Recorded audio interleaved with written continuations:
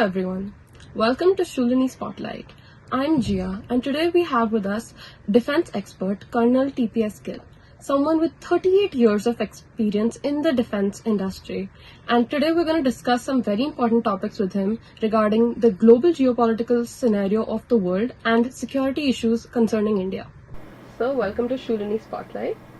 Thank you, Gia. Okay, so my first question is, as someone with 38 years of experience in the defenses, what is your opinion on the current conflicts going on in the global world? So at the moment there are three major conflicts that are happening in the world. Of course, there's this Russia and Ukraine war, which is into its fifth year, and then we have Israel and Palestinian conflict that is going on.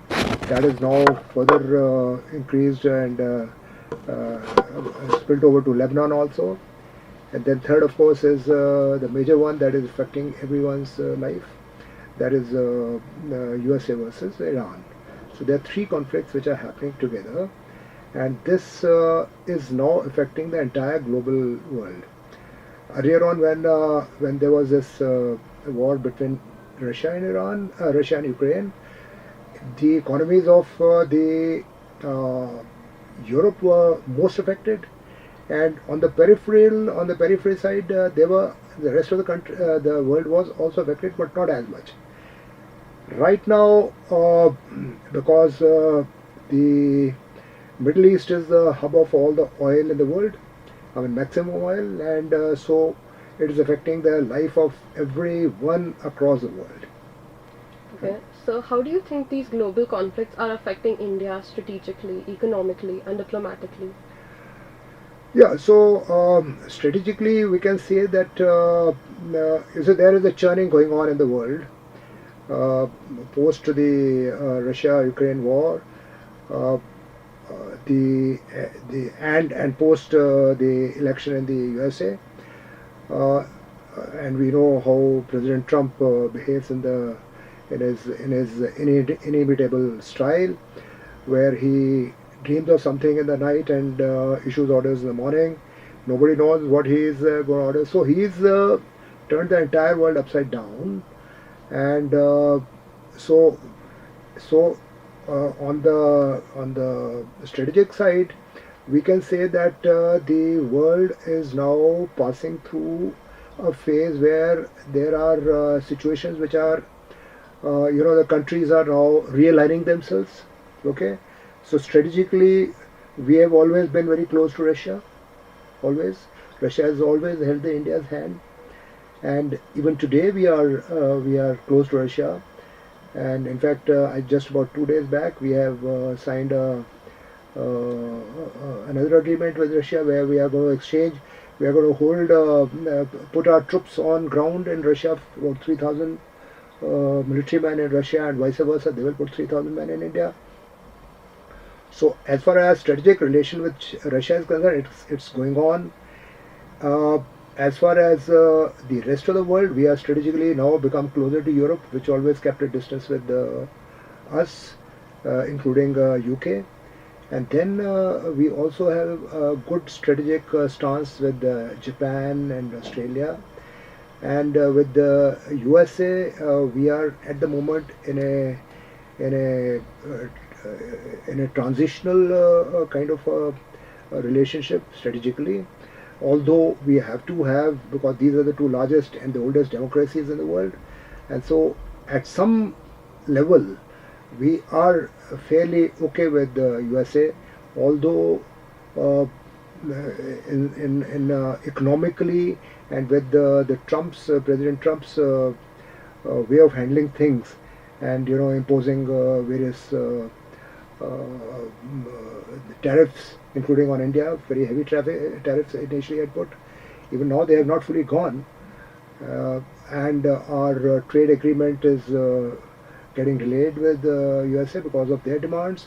They are not seeing our way of looking at, because our interest concerns our own citizens, our own farmers, okay, our own industries, and whereas they want to make America great, and so we also want to make India great, okay, and that is what our Prime Minister's aim is, and it's his main thing is that make in India. So that is a campaign that he had started before Trump came in, and so therefore we at the moment are pretty neutral with almost all the countries except our permanent enemies, that is Pakistan and China. We have fairly good relations with the Arab world and as well as with Israel. We have fairly good relations with Ukraine also, which is at conflict with Russia, with whom we are the greatest of strategic relations. Okay, as far as economically is concerned, again because of relations with everyone, we are economically not very badly off. Our annual growth rate, as per the new methodology of theirs, our annual growth in 2024 was 7.9%, which is came down to 7.1% in 25, and 26 it's again gone up to 7.2%. So economically we are not doing badly. We are still the most fast growing country in the world. So you spoke about the neutrality that India has towards most countries. So do you think this is still relevant in today? Because if the wars escalate further, do you think India is staying neutral? Yeah. See, you don't have to take. So my personal opinion is you don't have to take. You're not forced to take. Although the other world wants you to take, they're forcing you to take one side or the other side. So I ask you a question: if you have got two friends, and both of them are actually not in good relation with each other, what would you do? Would you go for one friend and leave the other one? Would you do that? Mm-hmm. Right? So you will have to be neutral to both of them, right?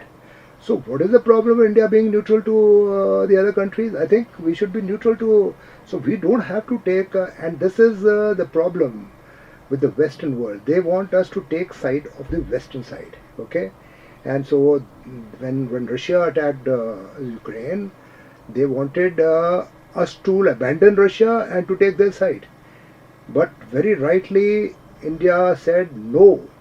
Russia is our tried and tested friend, and we are not going to change that. We'll have relations with Russia, and we will have relations with you also. Okay, so we have to, and we have seen earlier on India had when in 1947 when we gained independence. So India's foreign policy rested on non-alignment. Well, the non-alignment movement, NAM, which we used to call, has now has almost faded away. But our concept remains the same, that we don't want to align ourselves to anyone. So therefore, you find while we have good amount of trade with Russia and we get all the military equipment from them, but at the same time we also have military trade going on between us and Europe. We get these fighter aircrafts from France, and then we have got a whole lot of fighter aircrafts from UK.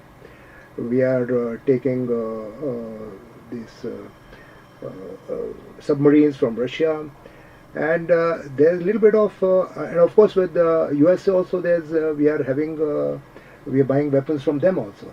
So we are actually taking weapons from a number of countries.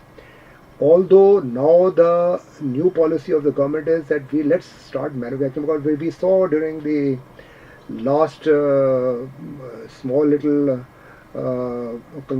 conflagration that we had with Pakistan after we call it Operation Sindoor.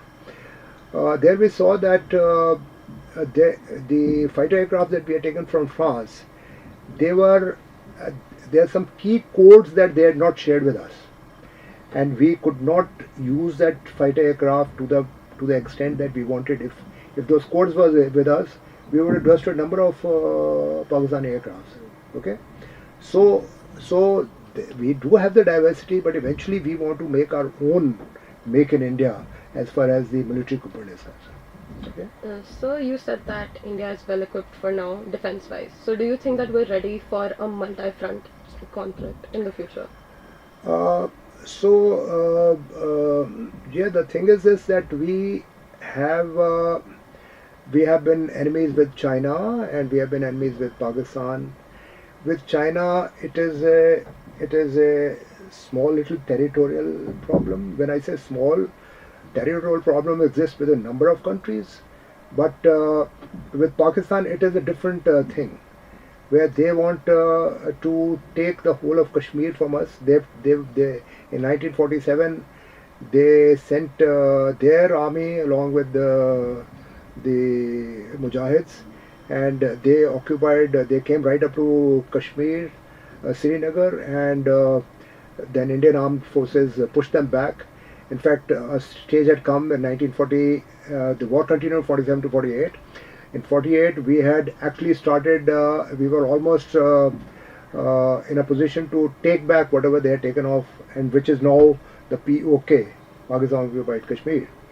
We would have taken that entire thing back. Unfortunately, our leaders went to UN, and we stopped in between, and as a result, the problem now has become perennial. It remains forever. I think with Pakistan, we'll have some kind of a war in future. And let me tell you that right from you have seen already that we have had war with them in 47, 48. Then we had in 65. Then we had 71. Then we had Kargil operations. Then we had now later Sindoor. And in every of all these operations, we beat them hollow. Okay. We have our army is much stronger than the Pakistan army. Let them talk whatever they talk of. I mean, those F-16 and all, we can take them on, no problem. Okay, and so that side remains. We will have war with them again. When, it's something that I can't tell you now. With China, China's policy is little different. Okay. What China does is that China wants to slowly nibble into our territory. So in Galwan, that way happened a few years back. I think last year only. Okay, we just had the Galwan's anniversary, and in Galwan, the Chinese came to know that Indian Army is no longer a. What happened in 1962? See, what had happened that when we got independence, the then Prime Minister of India had said that we are a non-aligned country and we are a peaceful country. We don't want to wage war with anybody. He failed to understand that you being non-alignment and you don't want to wage war with anybody doesn't mean that others will not wage war on you. You have to be prepared for that. So, immediately after independence, he downgraded the Indian Army, which we had inherited from British times, which was a strong army. And overnight, the army's emoluments came down to 1/3 of what the Britishers were paying. The new weapons were not given. The men were sent out into the high altitude areas of 15,000, 60,000, 17,000 feet, where oxygen is rare, and they had just jerseys, not even jackets. It was extreme cold that they had to face the Chinese in the month of September, October, and it's very cold at that time. If you go back to 1962, after that, we have had a few conflagrations with China at lower local level, and we have taught them a lesson in all of those conflagrations. So today China understands India is not a pushover, and they will think twice. Let them keep assembling their army along the border, along the LAC. We are wise. Gone are the days that we did not pay attention to our forward areas along the LAC with China. Now our people are building roads, airfields, all along and we are also moving our civilian population so that we say this is our territory, the way they are saying. Okay, so therefore, I don't see that China has learnt its lessons. So I don't see China easily attacking India, and China will only support Pakistan in terms of military hardware, not in terms of actual troops. And I don't see China simultaneously attacking India. That will not happen because of the geopolitical situation. So you don't think that China and Pakistan could ever be a threat to India together? Not together, not together. Yeah, that's why. Okay. Yeah. And how important do you think AI is in the modern defense system? Oh yeah, so it's very important because everything. So when you talk of AI, let's talk of the new developments that are taking place. Both during Op Sindoor and before that, the operations that are going on, the war which is going on between Russia and Ukraine, and then subsequently the war between Israel and Iran, and then now with the US and Iran, what has come out very clearly, what emerges very clearly is that this war is no longer a land-based war. It is more of a aerial warfare. Okay, and when you talk of aerial warfare, it's missiles and it's these drones, and they are smart ammunitions. Okay, smart ammunitions means those ammunitions that once you fire them, they locate the target themselves and they go and fall on that target. All this is based on AI. Okay, so your information about the enemy, it has to be very accurate, and then you feed that information through the computers into the delivery systems. Delivery systems are your missiles, your drones, your smart bombs, your aircrafts. Okay, where the artificial intelligence plays a major role, and so any future war, I think, and there's one more thing that has come into the today's warfare, that it's no longer limited to the front, the border.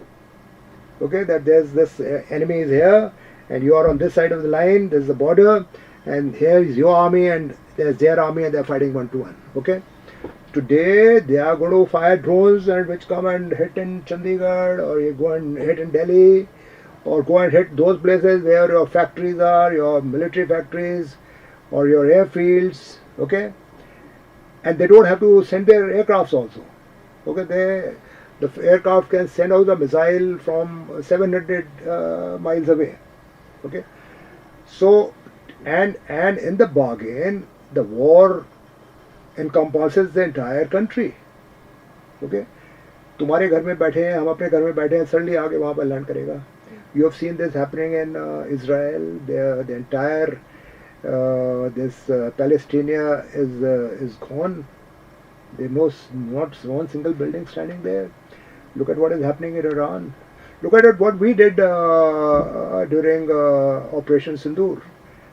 Our aircraft, without crossing the LOC, or without crossing the border, they fired and they destroyed their. They went and fell on the airfields, which made them useless for a given period of time.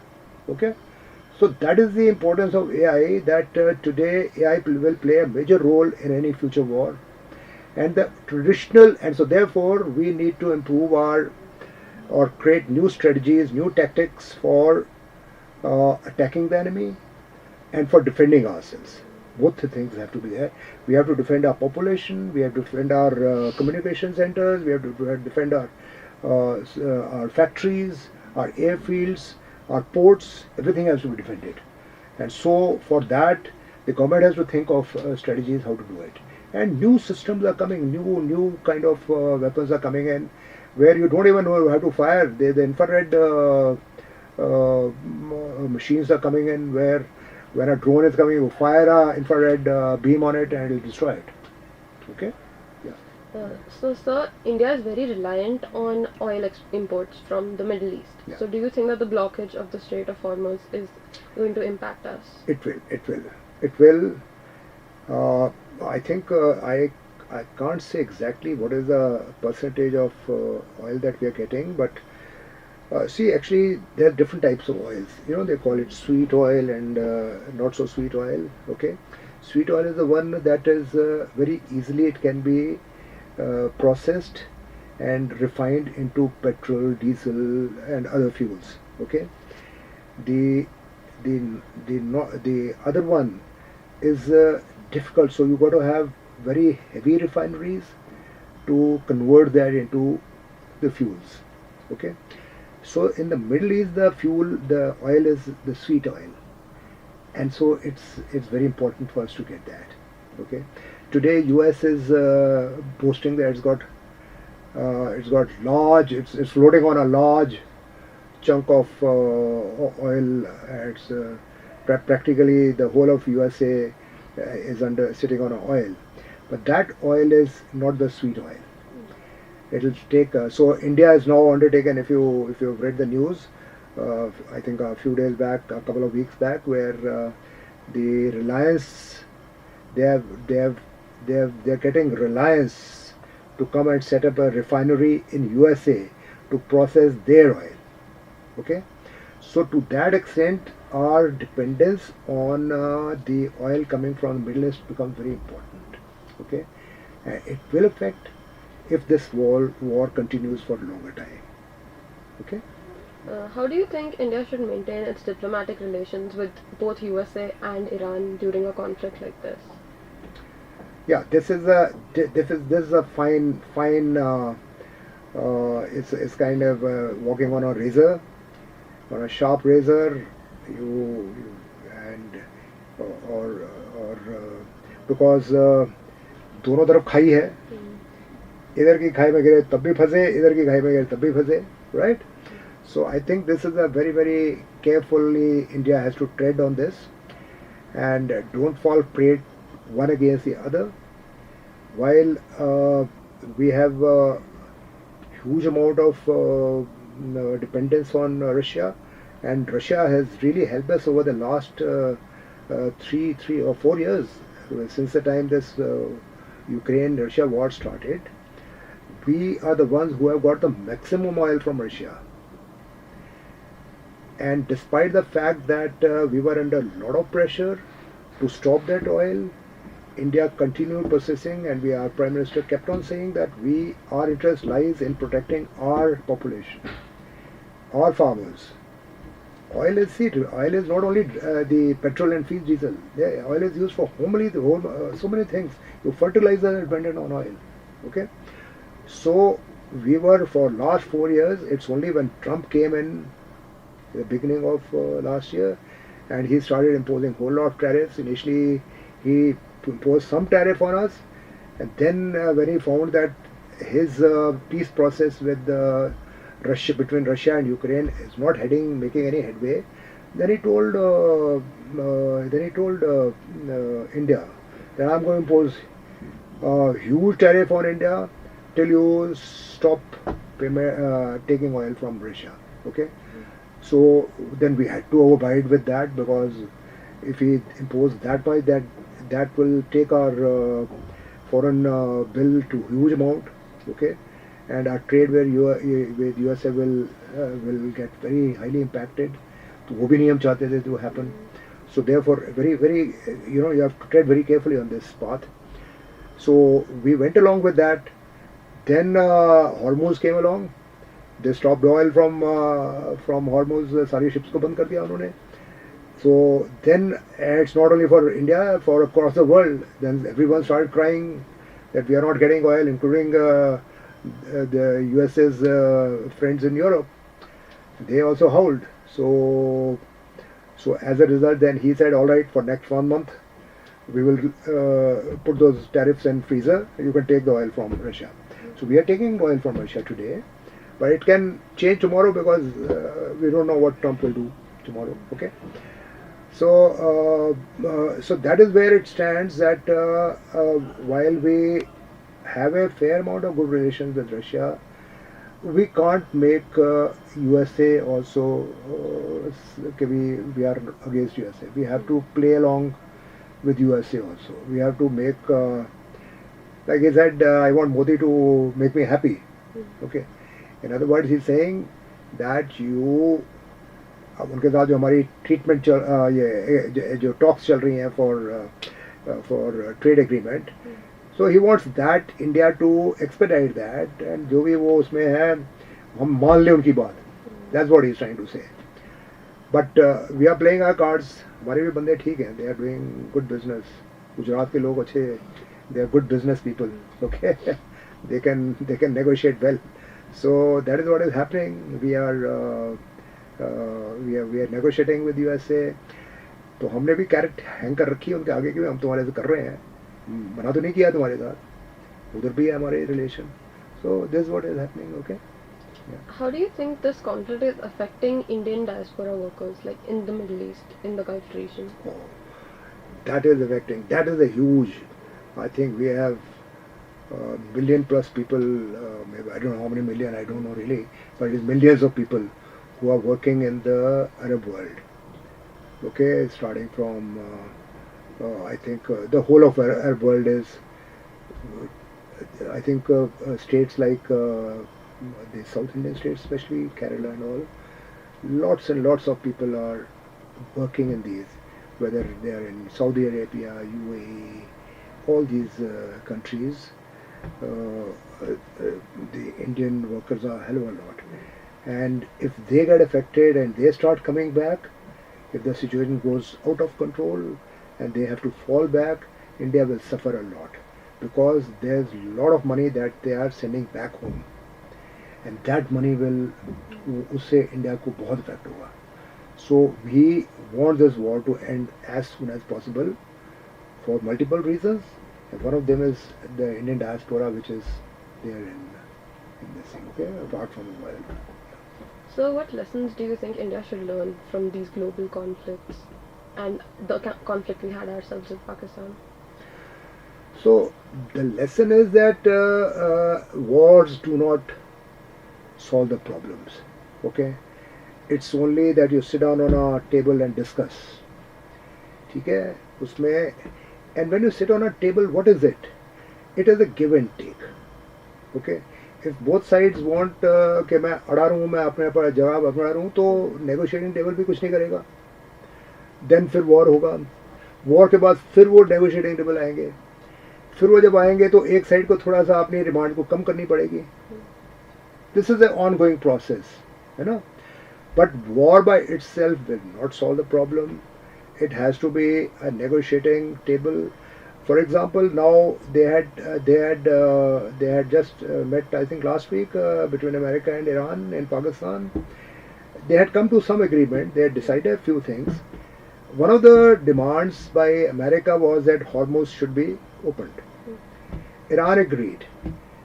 Iran said, all right, we agree to that, but you should stop your, America has put the blocks on the Iranian ports.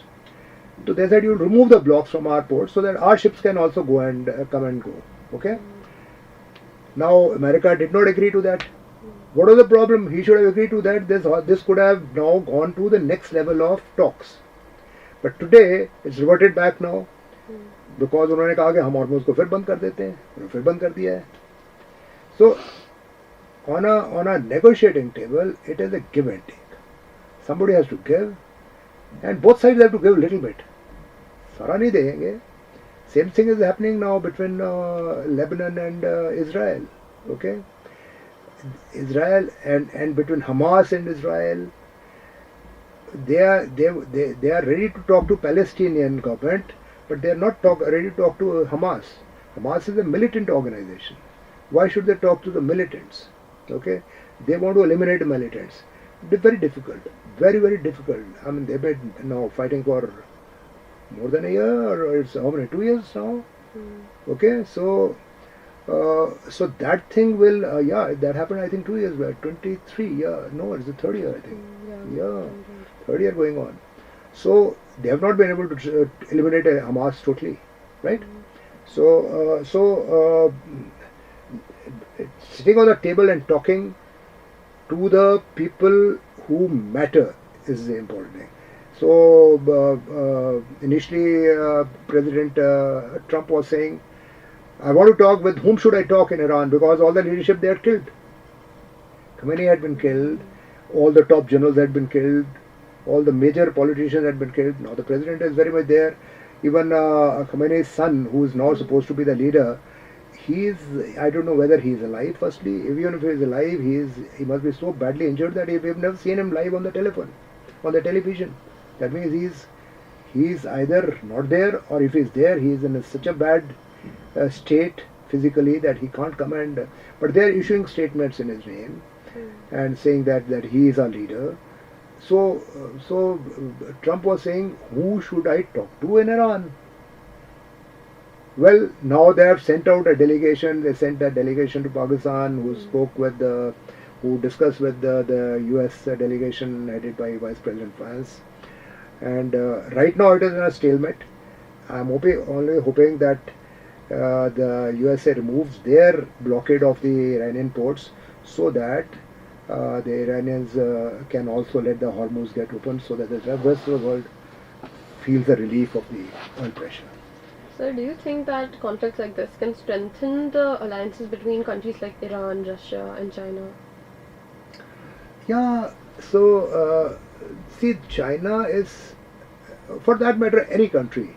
Every country looks for an opportunity, a window of opportunity to put its, and China is one of such countries who wants to put its hands in everything. Okay, they are looking to, because it was so far the largest country in terms of population till the time we overcame them.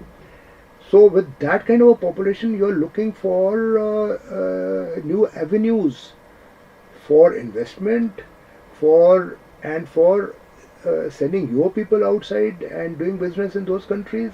Okay, and so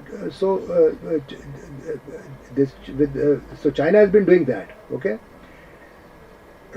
as far as, so today, after the war began, or before the war began, when Trump had started issuing his threats to Iran that we will attack you, we will destroy this thing. इससे पहले उन्होंने 3 दिन के लिए किया भी था, no, about 12 days के लिए, last year. But so since then China has been sending the equipment to Iran in a big way, and that is why Iran got bold and he said, ठीक है तुम कर लो जो करना है, we will retaliate. And we have seen now that in the last 1 month and I think 10 odd days हो गए हैं, सवा महीना हो गया है, Iran has not budged. It has not given way. It has not raised its white flag. It's still fighting with the so-called superpower of the world, the only superpower of the world, fighting them with heart, tooth and nail. So who is backing them? It is China and partly Russia. Okay, so China, Russia and Iran. This can be a axis. Okay. We have fairly good relations with China. We have fairly good relations with, not with China, with Iran. We have fairly good relations. We have very good relations with Russia. Russia is our most closest buddy. You can say that. So, axis of between China, Russia, and Iran, I don't think will harm India in any way, because Russia will not let China interfere with India. Okay, as I see it now, things may change. You never know. But Russia and India have been very good friends, and we have supported China by buying their oil for last 3 years. Otherwise, उनकी economy डूब जाती, and they would not have been able to fight Ukraine. Okay, that money has been there coming to them, and so they've been using that. But that's why USA wants India not to buy their oil, so that at least that funds dry up for them. Okay, so don't worry about Russia, China, and Iran axis. So what role does diplomacy play in India's situation globally right now? Indian diplomacy has been, I would say, has been very good. Okay, we have not. So we are at even at the United Nations, we have been playing a strong card for the. We are in fact the champions of the third world. You can say. Okay, so we are giving out the points at the international fora for the benefit of the third world countries, and third world countries are mostly the Africa and Asia and South America. Okay, so therefore our diplomatic stance has been that we we will fight for the rights of the third world countries, and at the same time we will have a fairly good relations with the developed world. Okay, and so therefore the free trade agreement with Europe, free trade agreement with UK, free trade agreement with Australia. Okay, all these are good stances where, and this is where diplomacy is happening, and we are doing very well. Our national leader, our prime minister, is well recognized in most of these countries as a good leader, as a person on whom they can rely. He will take a decision and stand by it, and the rest of the country supports him. You got to be strong at home, then you will be able to project yourself as somebody who can conduct good diplomatic moves in the rest of the world. So I think India's diplomacy has done very well, and they should continue in the same way. Okay. Thank you everyone for joining us. See you next Friday. Till then, bye bye.